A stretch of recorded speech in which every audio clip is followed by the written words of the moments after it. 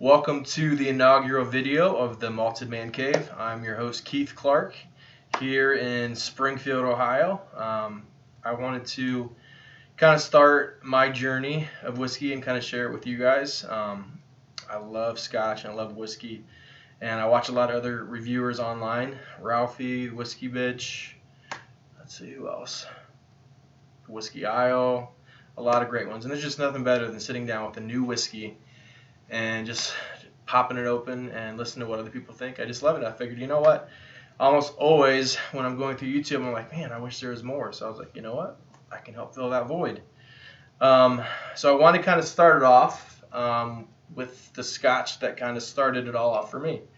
Obviously, I had, like everybody, a lot of times Glenfiddich, Glenlivet, and the original Glenmorangie until I found this beauty.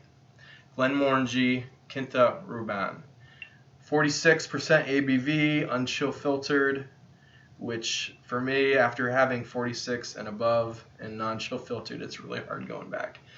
There are the occasional delicious whiskeys that are 43 or 40 and chill filtered or color added, but if you can not have that, it just seems like it's so much better. It might be psychosomatic by now.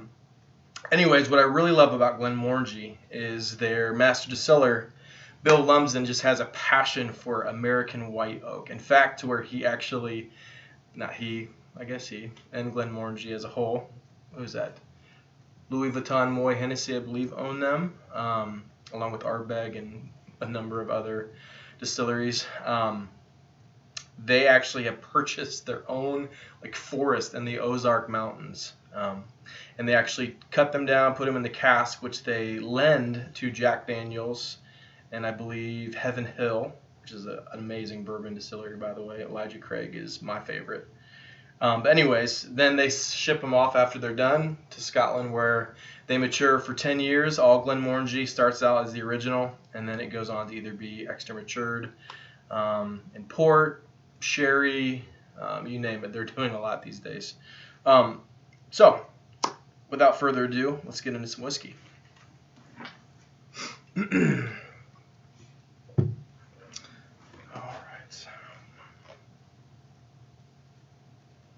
Actually, let me get my notes before I forget. That'd probably help, right?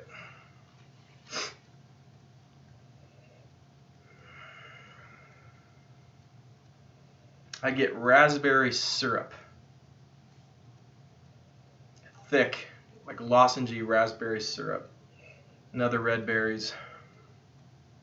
Almost like you open a wrapper of Dove dark chocolate candies. Almost like just when you first initially open it, that little whiff that you'd get. And lastly, a hint of mint. So, let's try a little bit on the palate.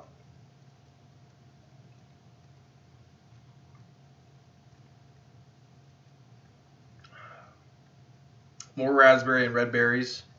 Just this chewy syrup. Dark chocolate again.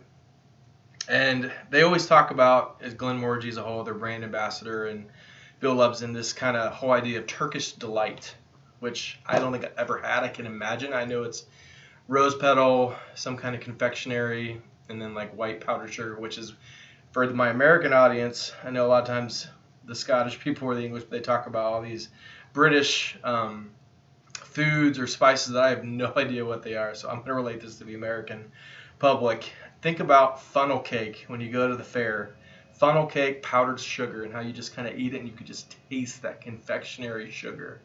That's literally what I get when I drink this. It's unbelievable. It's dangerous. I often drink way more than I should when I have this.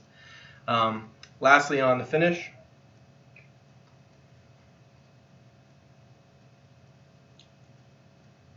again, it's just amazing mouthfeel. Long, lingering. You kind of get that confectionery note again, and just a little bit more of the dark, like kind of bitter dark chocolate.